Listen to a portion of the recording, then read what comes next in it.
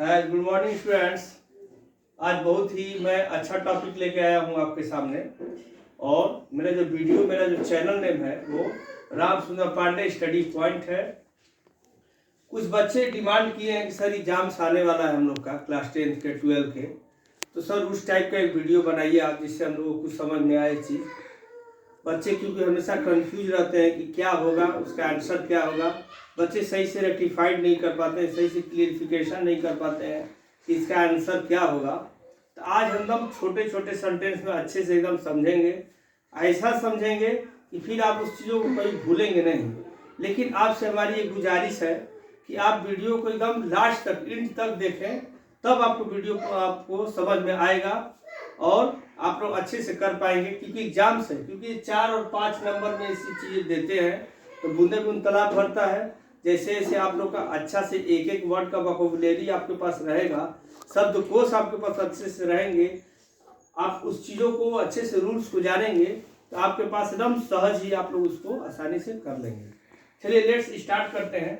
Narration है direct and indirect speech में। आज हम लोग रिपोर्टेड स्पीच में असर्टिव सेंटेंस से समझेंगे। क्योंकि मैं आप लोग को बता दूं कि जो आपका डायरेक्ट और इनडायरेक्ट स्पीच बनता है वो 5 सेंटेंसेस में बनता है।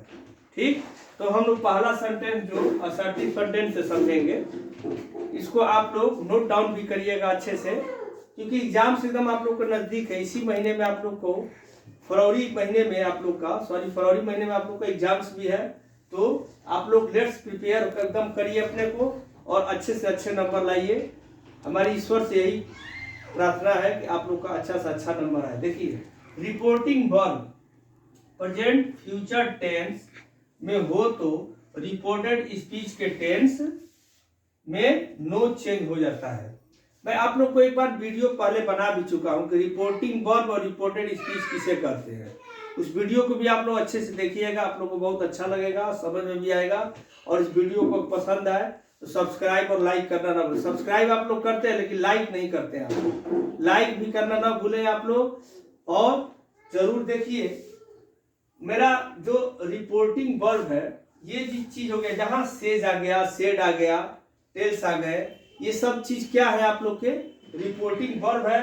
और जो चीज जो वक्ता अपने बारे में जो बताता हो तो वो, या दूसरे के द्वारा जो कहता हो, जिसका कथन होता है वक्ता का, वो होता है आप लोग का रिपोर्टेड स्पीच। ख्याल रखिएगा, ये रिपोर्टिंग वर्ब है और ये रिपोर्टेड स्पीच है, दोनों में अंतर है।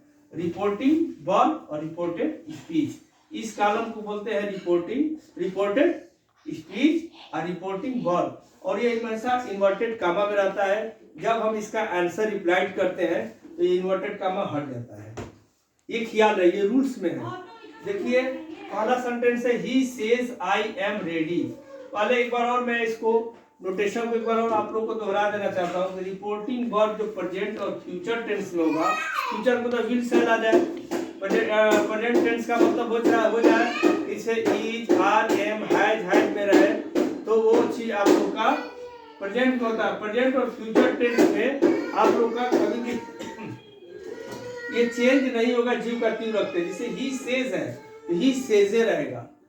He says I am ready, उसने कहा कि मैं तैयार हूं, उसने कहा कि मैं तैयार हूं, तो आई एम रेडी, तो उसने कहा। अब देखिए इसका आंसर क्या होगा, ही सेज।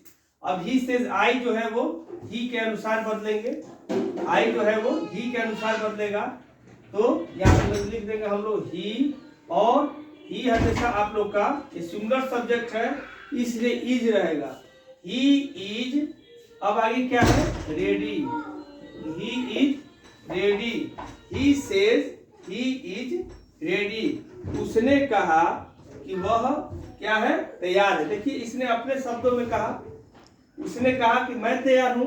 अब इसके कथन को कोई और कह रहा है कि he says he is ready, बिल्कुल आई बदलेगा ही के अनुसार, सब्जेक्ट के अनुसार। तो आई जो बदलेगा ही के अनुसार तो वो ही रहेगा, और एम जो है वो इज में कन्वर्ट हो जाएगा। क्यों? क्योंकि यहाँ सिंगुलर सब्जेक्ट है, ही है, इसीलिए ही इज रेडी। आपका पहला आंसर क्लियर हो गया बेटा। बीच में कंजक्शन के रूप में हम डैट लगाएंगे, बीच में हम डैट लगाएंगे, he says that he is ready. बीच में कंजक्शन जो है वो डैट हम जरूरी लगाएंगे। डैट आपका कंजक्शन है, दो पार्ट्स को आपस में जो जोड़ता है दो सेंटेंसेस को, वो कंजक्शन के रूप में हम लोग डैट लगाते हैं। ये असर्टिव सेंटेंस की पहचान है कि बीच में हम कंजक्शन के रूप में डैट जरूर लगाते हैं।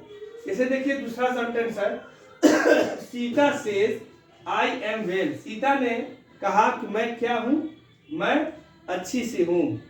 आई एम वेल, मैं अच्छे से हूं। अब देखिए सीता से, सीता कह रही है, आई जो बदलेगा सीता के हिसाब से, तो सीता एक फेमिनाइन जेंडर है, इसलिए सेज के बाद हम लोग डैट लगाएंगे कंजक्शन के रूप में, और आई बदलेगा सीता के हिसाब से, तो बेटा हो जाएगा सी।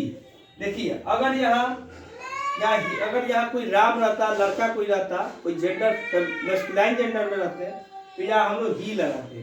फेमिनाइन जेंडर है तो हम लोग सी लगाएंगे। सी के साथ हमेशा इज लगता है, सी इज वेल, फुल स्टॉप। देखिए अब आपके जो इन्वर्टेड कॉमा में थे वो चीज हट गया।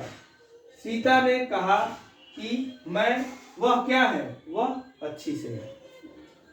सीता से वह अच्छी सी है। अब देखिए तीसरा सेंटेंस है कंजक्शन जरूर लगाएंगे बीच में, डैट और डैट। रवि सेज टू मी।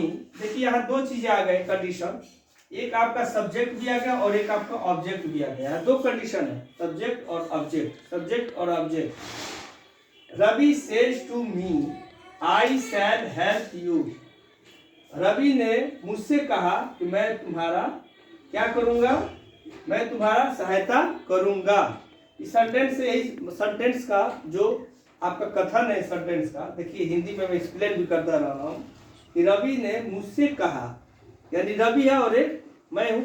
रवि ने मुझसे कहा, क्या कहा भाई, आई शैल हेल्प यू, मैं तुम्हारा सहायता करूंगा। तो रवि एक देखिए क्या है, ये मैस्कुलाइन जेंडर है, तो रवि अब टेल्स हो जाएगा। सेज जो कन्वर्ट हो जाएगा, जहाँ दो वक्ता रहेंगे, जहाँ दो आपस में निगोशिएशन करेंगे, दो वक्ता रहेगा, तो वहां टेल्स लग जाएगा। तो रवि टेल्स, टू हट जाएगा, यहाँ मी हो जाएगा। फिर कंजक्शन बताइए क्या लगाएंगे, जल्दी से डैट लगाएंगे। अब आई है, आई किसके हिसाब से बदलेगा, जल्दी से बताइए। आई किसके हिसाब से बदल जाएगा, आई रवि के हिसाब से बदलेगा। आई जो बदलेगा वो रवि के हिसाब से बदलेगा, तो ही हो जाएगा। अब ही देखिए आई के साथ शैल, बी के साथ शैल लगता है, लेकिन ही के साथ क्या लगेगा, विल। क्या लगेगा, विल। और हेल्प का हेल्प ही रहेगा। यू किसके हिसाब से बदलेगा, और यू, योर, यू, यानी ऑब्जेक्टिव केस है, यानी ये सेकेंड आपका किस में है, सेकेंड फॉर्म में, सेकेंड पर्सन में है। सेकेंड पर्सन में यू जो होता है वो मी के हिसाब से बदलेगा, क्योंकि हम फॉर्मूला एक जानते हैं 123 SON, यानी जो सेकेंड पर्सन में होगा ऑब्जेक्ट के अनुसार, फर्स्ट पर्सन में होगा सब्जेक्ट के अनुसार, और थर्ड जो होता है वो नो चेंज होता है। वो थर्ड पर्सन भी आप लोग को इसका मैं पूरा अच्छे से समरी एक लिखवा दूंगा कि उसमें क्या रहता है तो क्या चेंज होता है, क्या रहता है तो क्या नहीं चेंज होता है।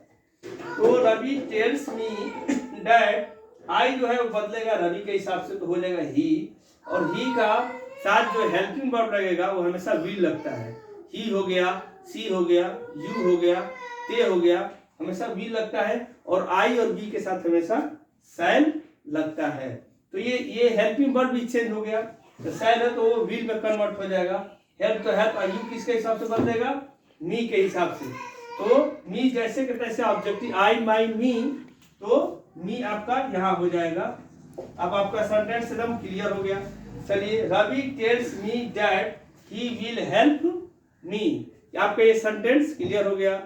आप लोग एकदम अच्छे समझ में आ गया होगा। इसको सब्सक्राइब लाइक बिल्कुल करिएगा। Okay, thanks.